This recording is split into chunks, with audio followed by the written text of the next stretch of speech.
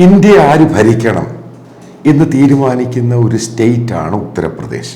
സംശയമില്ല, ഇന്ത്യയിലെ ഏറ്റവും വലിയ സ്റ്റേറ്റ്. ഏകദേശം 81-82 സീറ്റുകൾ ലോക്സഭയിലുണ്ട്. കഴിഞ്ഞ 2 പാർലമെൻറ്റ് ഇലക്ഷനിലും അതിൽ ഏറ്റവും കൂടുതൽ സീറ്റുകൾ യു പിയിൽ നിന്നും ജയിച്ചത് BJP ആണ്. ഇനി നമുക്ക് നോക്കാം എന്താണ് കഴിഞ്ഞ് മോദി വന്നിട്ട് 10 വർഷം പ്രധാനമന്ത്രിയായിട്ട് അവിടെ മുഖ്യമന്ത്രിയായ യോഗി ആദിത്യനാഥ്, അത് ലോങ് സെർവിങ് ചീഫ് മിനിസ്റ്ററാണ് ആദിത്യനാഥ്, ഏകദേശം 8 വർഷത്തോളമായി. അപ്പം എന്ത് വലിയ മാറ്റമാണ് യു പിയിൽ നമുക്ക് കാണുവാൻ സാധിക്കുന്നതാണ് ചോദ്യം. അത് ചില പോയിന്റുകൾ ഞാൻ എടുക്കുകയാണ്. എന്തുകൊണ്ടാണ് BJP യു പിയിൽ ഇത്ര സീറ്റ് നേടുന്നത്? അതായത് കോൺഗ്രസ് പാർട്ടിയുടെ സീനിയർ നേതാവും എല്ലാമായ രാഹുൽ ഗാന്ധി പോലും അമേഠിയിൽ മത്സരിച്ച് തോറ്റതിൻ്റെ കാരണം എന്താണ്? ഇപ്രാവശ്യം എന്തുകൊണ്ടാണ് അമേഠിയിൽ മത്സരിക്കാത്തത്? റായ്ബറേലിയിൽ സോണിയാഗാന്ധി മത്സരിക്കാതെ പ്രിയങ്ക മത്സരിക്കുമെന്ന് ആദ്യം പറഞ്ഞു. അവരും മത്സരിക്കുന്നില്ല, തോറ്റുപോകുന്നുള്ള ഭയം. എന്താണ് ഇതിൻ്റെ പിറകിൽ? എന്തെങ്കിലും കാണുമല്ലോ സംഭവമൊക്കെ. എന്തെങ്കിലും ഇല്ലാതെ ഈ കോൺഗ്രസ് പാർട്ടിയാണെങ്കിലും അഖിലേഷിൻ്റെ പാർട്ടിയാണെങ്കിലും ഇവർ ഈ മൂടോടെ ഇല്ലാതായി പോയതിൻ്റെ പിറകിൽ എന്താണ്? കാരണം അതാണ് നമ്മൾ നോക്കുന്നത്. അപ്പം ഏകദേശം 30 വർഷത്തോളം ഡൽഹിയിൽ താമസിച്ച എനിക്ക് യു പിയുമായിട്ട് നല്ല ബന്ധമുണ്ട്. കാരണം യു പിയുടെ ബോർഡറിൽ നോയിഡയിലും ഗാസിയാബാദിലും വസുന്ധര എൻക്ലേവിലൊക്കെ ഞാൻ താമസിച്ചിട്ടുണ്ട്. അപ്പോൾ എനിക്ക് യു പി ജനങ്ങളുമായിട്ടും അതേപോലെ ഞാൻ ഈ ഗ്രാമങ്ങളിലൊക്കെ ശരിക്കും പോയി കണ്ടിട്ടുണ്ട് എന്താണ് യു പി. കാരണം യു പിയെ പറ്റി പഠിക്കാൻ ഒത്തിരി ഉണ്ട്. കാരണം യു പിയുടെ കാസ്റ്റ് പൊളിറ്റിക്സ്, മതപരമായ രാഷ്ട്രീയം, പിന്നെ ഏറ്റവും അധികം കർഷകരാണ് യു പിയിലുള്ളത്. ഇതിൽ വിദ്യാഭ്യാസമൊന്നുമില്ല. അപ്പം എന്താണ് യു പി രാഷ്ട്രീയത്തിൻ്റെ പ്രശ്നം എന്തായിരുന്നു? ഇതൊക്കെയാണ് നമ്മൾ നോക്കുന്നത് ഈ വീഡിയോയിൽ. അതിലേറ്റവും പ്രധാനമായിട്ടും പറയേണ്ട ഒരു പോയിന്റ് ഉണ്ട്. നിങ്ങൾക്കറിയാവുന്ന മണ്ഡൽ കമ്മീഷൻ റിപ്പോർട്ടിന് ആ കമ്മീഷൻ വയലൻസും റയറ്റും ഉണ്ടായി. അതിനുശേഷമാണ് യു പി ആണെങ്കിലും ബീഹാർ ആണെങ്കിലും നോർത്ത് ഇന്ത്യൻ രാഷ്ട്രീയത്തിലെ റീജിയണൽ പൊളിറ്റിക്സ്, മതജാതിപരമായ രാഷ്ട്രീയം കയറി വരുന്നത്. ആ മണ്ഡൽ കമ്മീഷൻ്റെ രാഷ്ട്രീയത്തിന് VP സിംഗ് ഉണ്ടാക്കിയ ആ മണ്ഡൽ അയോധ്യ, അതായത് ആ രാഷ്ട്രീയത്തിൻ്റെ ഒരു ബൈ പ്രോഡക്റ്റാണ് മുലായം സിംഗ് യാദവ്. അത് എല്ലാവർക്കും അറിയാവുന്ന കാര്യമാണ്. അതേപോലെ തന്നെ ലാലു പ്രസാദ് യാദവ് ബീഹാറിൽ. ഈ മുലായം സിംഗ് യാദവ് എന്ന് പറയുന്ന രാഷ്ട്രീയക്കാരൻ അവിടെ കൊണ്ടുവന്ന ഒരു കോമ്പിനേഷനുണ്ട്. അതായത് മണ്ഡലും അയോധ്യയും ഒക്കെ വെച്ചുകൊണ്ട് അദ്ദേഹം കൊണ്ടുവന്ന ഒരു പൊളിറ്റിക്കൽ രാഷ്ട്രീയത്തിലെ ഒരു ഗെയിമുണ്ട്. ഇതിലാണ് ആ പാർട്ടി വലിയ ശക്തമായ രീതിയിൽ യു പി ഇലക്ഷനിൽ വരികയും ഭരിക്കാൻ ഇടവന്നതും. അതേപോലെ തന്നെ മുലായം സിംഗ് യാദവ് കേന്ദ്ര ഡിഫൻസ് മിനിസ്റ്ററൊക്കെ അതിൻ്റെ പിറകിലുള്ള കാര്യം അതാണ്. അതിനകത്തെ കോമ്പിനേഷൻ നിങ്ങൾക്കറിയാം. അതായത് യാദവ OBC ആണ്, മുസ്ലിം, ഇവരുടെ തമ്മിലുള്ള കോമ്പിനേഷനിലാണ് ഇത് കയറി വരുന്നത്. അപ്പം ഈ കോമ്പിനേഷനുമായിട്ട് എതിർക്കാൻ വേണ്ടി അവിടെ ഉണ്ടായ BSPയുടെ, അതായത് കാഞ്ചീറാം, ആ പാർട്ടി കൊണ്ടുവന്ന മറ്റൊരു കോമ്പിനേഷനാണ് യാദവ ദളിത് കോമ്പിനേഷൻ. ഇവിടെയാണ് നമ്മൾ മനസ്സിലാക്കേണ്ടത്. ഈ 2 കോമ്പിനേഷനും യു പിയിൽ വന്നപ്പോൾ അവിടെ ഇല്ലാതായി പോയത് ഈ പറയുന്ന കോൺഗ്രസ് പാർട്ടിയും BJPയുമാണ്. BJP ഒരു സമയത്ത് ഒന്നുമല്ലാതായി പോയി യു പിയിൽ, അതെല്ലാവർക്കും അറിയാവുന്ന വസ്തുതയാണ്. അപ്പം ഈ കോമ്പിനേഷൻ ഇങ്ങനെ വരികയും, അപ്പം അതിനകത്ത് അതായത് മുലായം സിംഗ് യാദവിൻ്റെ രാഷ്ട്രീയത്തിലുണ്ടായ യു പി രാഷ്ട്രീയത്തിൽ അദ്ദേഹം ഏറ്റവും കൂടുതൽ പ്രാധാന്യം കൊടുത്തൊരു ഘടകമുണ്ട്. അതായത് യാദവ രാഷ്ട്രീയത്തിലെ, അതായത് OBC രാഷ്ട്രീയത്തിലെ ഗുണ്ടായിസം. അതായത് ഗുണ്ടായിസം എന്ന് പറയുന്ന ഒരു പോളിസി ആയിട്ടെടുത്ത് ഉത്തർപ്രദേശിൽ നടപ്പിലാക്കിയ ഒരു നേതാവാണ് മുലായം സിംഗ് യാദവ്. എല്ലാവർക്കും അറിയാവുന്ന, യു പി രാഷ്ട്രീയത്തെ പറ്റി അറിയാവുന്നവർക്ക്, അതിൻ്റെ വസ്തുത പഠിക്കുന്നവർക്കറിയാം ആരാണ് ഇതിൻ്റെ പിറകിലുണ്ടായിരുന്ന ഏറ്റവും വലിയ ശക്തി. അപ്പം ഈ യാദവ രാഷ്ട്രീയത്തിനകത്ത് ഉണ്ടാക്കിയ ഗുണ്ടായിസം, അതായത് OBC ഗുണ്ടകളെ ഉണ്ടാക്കുന്നതിൻ്റെ അകത്ത് മുലായം സിംഗ് യാദവ് കളിച്ച ഗെയിം അപ്പം അതിനെ കൗണ്ടർ ചെയ്യുവാൻ വേണ്ടി അപ്പർ കാസ്റ്റ് അതിനകത്തും ഗുണ്ടായിസം ഉണ്ടായി. കാരണം ഇതെല്ലാം പൊളിറ്റിക്കൽ പാർട്ടിയുമായിട്ട് കണക്റ്റഡ് ആണ്. ഇലക്ഷൻ ബൂത്ത് ക്യാപ്ചർ ചെയ്യുക, അവരെ കൊണ്ട് നിർബന്ധിച്ച് മറ്റുള്ളവരെ കൊണ്ട് വോട്ട് ചെയ്യാതെ പാർട്ടിക്കാരും ഗുണ്ടകളും ബൂത്ത് മുഴുവനും എടുത്തിട്ട് ഇവർക്ക് അനുകൂലമായിട്ട് വോട്ട്. ഇതൊക്കെ ഈ ഇലക്ട്രോണിക് വോട്ടിംഗ് മെഷീൻ വരുന്നതിന് മുമ്പ് UP ഞാനിതൊക്കെ നേരിട്ട് കണ്ടിട്ടുണ്ട്. അപ്പം അതാണ് ഇതിൻ്റെ അകത്തെ പ്രാധാന്യം. കാരണം ഞാൻ വെറുതെ പറയുകയല്ല. അപ്പം അതേപോലെ തന്നെ ഈ ഗുണ്ടായിസം ആ ഒരു സമയത്താണ് നിങ്ങൾക്കറിയാം ഇന്ത്യയിലെ റിയൽ എസ്റ്റേറ്റിൻ്റെ മാർക്കറ്റ്, അതായത് സ്ഥലങ്ങൾ, അത് പെട്ടെന്ന് അങ്ങ് ബൂം ചെയ്യുന്നു. അപ്പം അതുമായിട്ട് ബന്ധപ്പെട്ട ഗുണ്ടായിസം. അപ്പം അതിനകത്ത് ഒത്തിരി മുസ്ലിമായിട്ടുള്ള കമ്മ്യൂണിറ്റിയിൽ നിന്നും ഗുണ്ടകൾ കയറി വരുന്നു. അപ്പം അവരുടെയും മുസ്ലിങ്ങളായിട്ടുള്ള ഗുണ്ടകളുടെയും സപ്പോർട്ട് ഈ പറയുന്ന അവരുടെ എല്ലാം തലതൊട്ടപ്പനായിരുന്നു ഈ മുലായം സിംഗ് യാദവ് സമാജ്വാദി പാർട്ടി. നിങ്ങൾ എല്ലാം ഓരോന്നും ഞാൻ ഈ പറയുന്ന ആ ചരിത്രം നോക്കുവാണെങ്കിൽ ഓരോന്നായിട്ട് മനസ്സിലാക്കുവാൻ സാധിക്കും. അപ്പോൾ ദളിത് രാഷ്ട്രീയവും മുസ്ലിം രാഷ്ട്രീയവും ഒരിടത്ത് കോമ്പിനേഷൻ കൊണ്ടുവന്ന സമയത്ത് അപ്പുറത്ത് യാദവും മുസ്ലിം കോമ്പിനേഷൻ കൊണ്ടുവന്ന സമയത്ത് ഇതുമെല്ലാമായിട്ട് ചേർന്ന് ഇതിനെപ്പറ്റി ഇതിൻ്റെ വോട്ടുകളുടെ താരതമ്യം നോക്കിയാണ് പലയിടത്തും കാൻഡിഡേറ്റ്സിനെ നിർത്തുകയും, അതായത് ജാതി മതം, അതിനകത്ത് ഈ ജാതിക്കകത്ത് മറ്റുള്ള ജാതികൾ, OBCക്കകത്ത് കുറഞ്ഞവനും ഓരോരുത്തർ പല രീതിയിലുണ്ട്. അപ്പം ഇതിനെയെല്ലാം കൂടെ കോമ്പിനേഷനിലാക്കിയുള്ള രാഷ്ട്രീയം കൊണ്ടുവന്ന് ഉത്തർപ്രദേശ് എന്ന് പറഞ്ഞ സ്റ്റേറ്റിനെ ND തിവാരി, അതായത് പഴയ കോൺഗ്രസിൻ്റെ നേതാവായിരുന്നു അദ്ദേഹം, ഉത്തർപ്രദേശ് മുഖ്യമന്ത്രി ആയിരുന്ന സമയത്താണ് അതിനൊരു ഇൻഡസ്ട്രിയൽ ബെൽറ്റായിട്ട് അതിനെ കൊണ്ടുവരുന്നത്.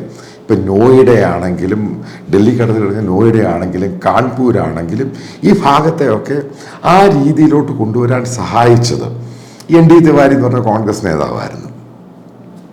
അപ്പം അതൊക്കെ മനസ്സിലാക്കുമ്പോൾ മറ്റൊരു പോയിന്റ് മനസ്സിലാക്കേണ്ട ഇപ്പം UP ഇങ്ങേ ഭാഗത്തു നിന്ന് അങ്ങേയറ്റത്ത് വരെ പോകുന്നത്, അതായത് ലക്നൗ വരെ പോകുന്ന ചില ഭാഗങ്ങളിൽ 2000 കിലോമീറ്റർ ഡിസ്റ്റൻസ്, അതായത് കേരളത്തിൽ നിന്ന് ഡൽഹി വരെ പോകുന്ന ഡിസ്റ്റൻസാണ്. അതേപോലെ ഹ്യൂജ് ഒരു സ്റ്റേറ്റാണ്. കർഷകരാണ് ഏറ്റവും കൂടുതൽ. അതായത് ഗുണ്ടായിസം എല്ലായിടത്തും വളരെ സജീവമായി. ഇതിപ്പോൾ നമ്മളിപ്പോൾ UP ആ ഒരു സന്ദർഭത്തിൽ ഗാസിയാബാദിലോ മീററ്റിലോ മുസാഫർ നഗറിലോ എവിടെയെങ്കിലും പോയി വൈകുന്നേരം നമ്മളിപ്പം മദ്യപിക്കാനൊരു ബാറിൽ കയറി, നമ്മുടെ മുമ്പിൽ വെച്ച് കാണാം ഗുണ്ടകൾ വന്ന് തോക്ക് വെച്ച് വെടിവെച്ച് കൊല്ലുന്നത്. ഞാൻ കണ്ടിട്ടുണ്ട് ഇതൊക്കെ. അതേപോലെ തന്നെ അവിടെ അന്ന് ഈ ബാറുകളിലൊക്കെ ഡാൻസ് ബാർ ഉണ്ടായിരുന്നു. പെണ്ണുങ്ങളെ ഒന്ന് പൊക്കിക്കൊണ്ടെങ്കിൽ പോകും, ആരും ചോദിക്കാനില്ല. കാരണം അവിടുത്തെ പൊളിറ്റീഷ്യൻസും ബ്യൂറോക്രാറ്റ്സും പോലീസും എല്ലാം ഒരു ഭാഗത്ത് ഗുണ്ടകൾക്ക് വേണ്ടിയാണ് നിൽക്കുന്നത്. ഇത് വളരെ വിസിബിൾ ആയിട്ടുള്ള സ്റ്റേറ്റ് ആയിരുന്നു UP. നിങ്ങൾ മനസ്സിലാക്കേണ്ട പ്രധാനപ്പെട്ട പോയിന്റ് ഉണ്ട്. അഖിലേഷ് യാദവ് യോഗി ആദിത്യനാഥിന് മുമ്പ് മുഖ്യമന്ത്രി ആയിരുന്ന സമയത്ത് അവിടെയാണ് ഈ യാദവും മുസ്ലിങ്ങളും തമ്മിൽ തെറ്റുന്നത്. ഉണ്ടായ റയറ്റുകളുടെ എണ്ണം ഞാൻ പറയുന്നതല്ല, നിങ്ങൾ ഗൂഗിൾ അടിച്ച് നോക്കിയാൽ ഗവൺമെൻറ് ഓഫ് ഇന്ത്യയുടെ UP ഗവൺമെൻറ്റിൻ്റെ കണക്കുണ്ട്. 700 റയറ്റാണ് മുസ്ലിം വേഴ്സസ് യാദവ് ഉണ്ടായേക്കുന്നത്. 700 റയറ്റാണ് 5 വർഷത്തിനുള്ളിൽ അഖിലേഷ് യാദവ് UP ഭരിച്ചപ്പോൾ ഉണ്ടായിരിക്കുന്ന കലാപം. ഈ കലാപവുമായിട്ട് ബന്ധപ്പെട്ട് ഞാൻ പലപ്പോഴും റിപ്പോർട്ട് ചെയ്യാൻ പോയിട്ട്, കാരണം ഈ കലാപം എങ്ങനെ ഉണ്ടാകുന്നു അത് കഴിഞ്ഞ് ഇതൊക്കെ ഞാൻ കണ്ടിട്ടുണ്ട് നേരിട്ട്. അപ്പോൾ ഇതുമായിട്ട് ബന്ധപ്പെട്ട് എനിക്ക് പറയാൻ സാധിക്കുന്നത്, കാരണം ഇത് മുഴുവനും കൺട്രോൾ ചെയ്യുന്നത് അവിടുത്തെ ഗുണ്ടകളാണ്. അതായത് നിങ്ങൾ മനസ്സിലാക്കേണ്ടത് കേരളത്തിലെ പോലെ പഴുകഞ്ഞി ഗുണ്ടകളൊന്നും അല്ല ഇവര്. ഓരോ ഗുണ്ടയുടെയൊക്കെ ആസ്തി, നിങ്ങൾ ഈ മാഫിയ ലീഡേഴ്സിൻ്റെയൊക്കെ ആസ്തി നിങ്ങൾ കൊടുത്താൽ നിങ്ങൾ തന്നെ പേടിച്ചു പോകും. 150-200 കോടി രൂപയാണ് ഓരോരുത്തരുടെയും ഡിക്ലെയർ ചെയ്ത ആസ്തി. കാരണം ഗവൺമെൻറ് ലാൻഡും മറ്റേ പാവം പിടിച്ചവൻ്റെ ലാൻഡൊക്കെ അവരങ്ങ് എടുക്കുകയാണ്. അപ്പം ഈ രീതിയിലോട്ട് പോയിരുന്ന UP എങ്ങനെയാണ് യോഗി ആദിത്യനാഥ് മാറ്റിയത്? അതിനേക്കാളും പ്രധാനപ്പെട്ട പോയിന്റ്, എന്തുകൊണ്ടാണ് ഈ ജാതി മത രാഷ്ട്രീയത്തിൽ മാത്രം വോട്ടിങ്ങിൽ പോയിക്കൊണ്ടിരുന്ന ഉത്തർപ്രദേശിന് കഴിഞ്ഞ 10 വർഷം കൊണ്ട് അങ്ങനെ പോകാൻ സാധിക്കുന്നില്ല? എന്താണ് സംഭവിച്ചത്? ഇതാണ് പോയിന്റ്. അപ്പൊ അടുത്ത ചോദ്യം, എന്തുകൊണ്ടാണ് ഏറ്റവും കൂടുതൽ മുസ്ലിങ്ങൾ ജീവിക്കുന്നത്? ഏകദേശം 20% മുസ്ലിങ്ങളുണ്ട് ഉത്തർപ്രദേശിൽ. അതായത് പല പോക്കറ്റുകളിലും എലക്ഷൻ നടന്നു, പല രീതിയിൽ. നിയമസഭാ ഇലക്ഷൻ നടന്നു, മറ്റുള്ള ഇലക്ഷൻ നടന്നു. ഇവിടെയൊക്കെ എന്തുകൊണ്ടാണ് BJP അവിടെ വിജയിക്കുന്നത്? ഇതൊക്കെ ചോദ്യങ്ങളാണ്. അതായത് 1-2 പോയിന്റുകൾ വളരെ കൃത്യമായിട്ട് പറയാം. UP-യിലുള്ള ജനങ്ങൾക്ക് മോദിയും യോഗിയും അധികാരത്തിൽ വന്നപ്പോഴാണ് മനസ്സിലായത് ഈ ജാതി രാഷ്ട്രീയമല്ല പൊളിറ്റിക്സ്, വികസന രാഷ്ട്രീയമാണ് പൊളിറ്റിക്സ്. അപ്പോഴാണ് അവർക്ക് ബേസിക്കലി പിടികിട്ടിയത്. അതുകൊണ്ടാണ് ജാതി രാഷ്ട്രീയത്തോട് ഗുഡ് ബൈ പറഞ്ഞത്. നിങ്ങൾ ആലോചിച്ച് നോക്കുക, അഖിലേഷിൻ്റെ രാഷ്ട്രീയം, സമാജ്വാദി പാർട്ടി രാഷ്ട്രീയം ഇല്ലാതായി. അതേപോലെ തന്നെ BSP, മായാവതി, അവർക്ക് ഹെൽത്ത് വൈസ് വയ്യ, ആ രാഷ്ട്രീയവും ഇല്ലാതായി. ഈ ദളിതുകൾ പിന്നെ എവിടെ പോയി? ഏത് പൊളിറ്റിക്കൽ പാർട്ടിയിലാണ് പോയത്? അവർ BJP-യിൽ ജോയിൻ ചെയ്തു. അപ്പൊ അടുത്ത ചോദ്യം, അപ്പൊ മുസ്ലിങ്ങൾ എന്താണ് ഉണ്ടായത്? എന്തുകൊണ്ടാണ് മുസ്ലിങ്ങൾ BJP-ക്ക് വോട്ട് ചെയ്യുന്നത്? കാരണം അവർക്ക് സ്വസ്ഥമായിട്ട് ജീവിക്കാൻ പറ്റുന്നത് യോഗി അവിടെ മുഖ്യമന്ത്രി ആയിരുന്നത് കൊണ്ടാണ്. ഇതാണ് പ്രധാനപ്പെട്ട പോയിന്റ്. അഖിലേഷിന്റെ സമയത്ത് ഈ പറയുന്ന വളരെയധികം മുസ്ലിങ്ങൾക്ക് വീടുകളില്ലാതായി, റയറ്റിനെ തുടർന്ന്.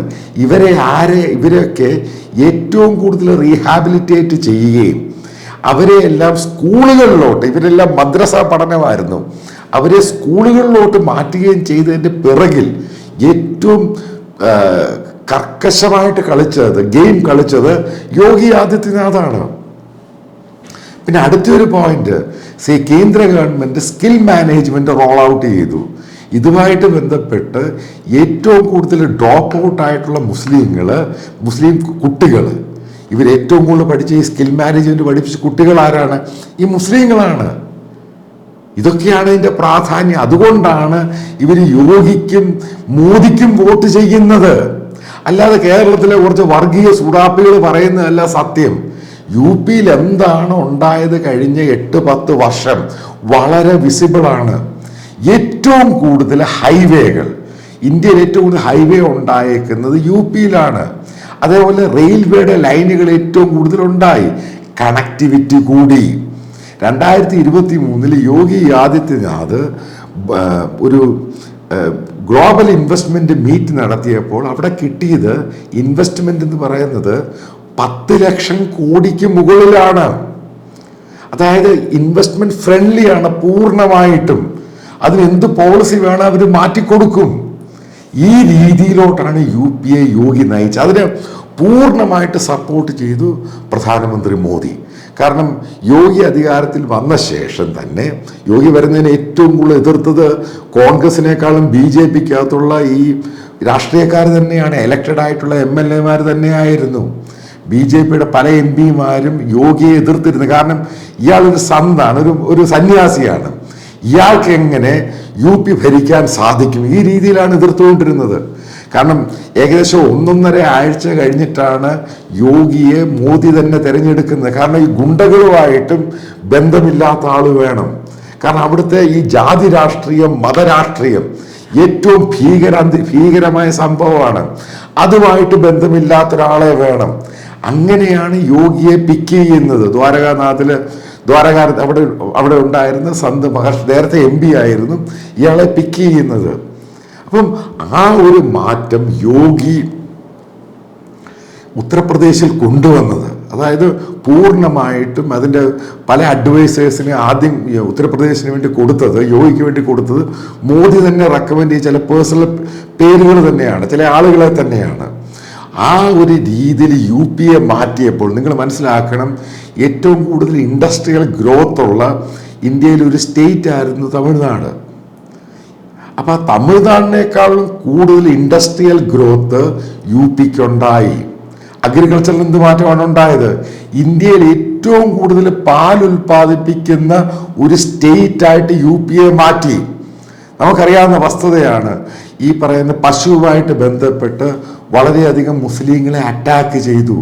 അതിനെ ആരാണ് കൺട്രോൾ ചെയ്തത്? യോഗി പൂർണ്ണമായിട്ടും കൺട്രോൾ ചെയ്തു. ഇന്ന് നിങ്ങൾക്ക് യു പിയിൽ ഗോരക്ഷകരെന്നും പറഞ്ഞ് നടക്കുന്ന കുറച്ച് വിഡ്ഢികളുണ്ട്. ഒരൊറ്റ ഒരാളെ കാണിച്ചു തരാൻ പറ്റുമോ? അതിനെ മുഴുവൻ എടുത്ത് ദൂരെ കളഞ്ഞു. എനിക്കറിയാവുന്ന പലരും ഉണ്ടായിരുന്നു ഈ ഗോരക്ഷകരെന്നും പറഞ്ഞുകൊണ്ട് അറ്റാക്ക് ചെയ്യുന്നവർ. അവരെ എല്ലാവരും ദൂരെ കളഞ്ഞു. അപ്പം യു പി എ ഈ മാറ്റത്തിൽ ഈ വലിയ രീതിയിൽ ഗുണ്ടായിസം തകർത്തു, അവിടുത്തെ ജാതി രാഷ്ട്രീയം തകർത്തു. അതിനെയൊക്കെ മാറ്റിയിട്ട് അതിനൊരു വികസിതമായ രീതിയിലോട്ട് കൊണ്ടുവന്നു. നല്ല നെറ്റ്വർക്ക് ഉണ്ടായി. ഏറ്റവും കൂടുതൽ എയർപോർട്ടുകൾ 7-8 എയർപോർട്ടുകളാണ് യു പിയിലുണ്ടായത്. ഇപ്പോൾ പുതിയ വലിയ എയർപോർട്ട് ഡൽഹിയുടെ ബോർഡറിൽ ജീവാർ എയർപോർട്ട് ഉണ്ടാകാൻ പോകുന്നു. അതായത് ഒരു സമയത്ത് നോയിഡ മാത്രമായിരുന്നു യു പിയുടെ ആകെ റവന്യൂ എന്ന് പറയുന്നത്. കാരണം ഡൽഹിയുമായിട്ട് ചേർന്ന് കിടക്കുകയാണ് ഗ്രേറ്റർ നോയിഡ. ഇന്നത് മാറിയിട്ട് യു പിയുടെ എല്ലാ ഭാഗത്തും നല്ലപോലെ വികസനം, ജനങ്ങൾക്ക് എഡ്യൂക്കേഷൻ കിട്ടാൻ തുടങ്ങി, അവർ ആക്റ്റീവാകാൻ തുടങ്ങി, അവർക്ക് ജോലി കിട്ടാൻ തുടങ്ങി. ഈ ഒരു മാറ്റമാണ് ബേസിക്കലി യു പി രാഷ്ട്രീയത്തെ പൂർണ്ണമായും യോഗിയും മോദിയും കൂടെ അതിനെ മാറ്റിയെടുത്തത്.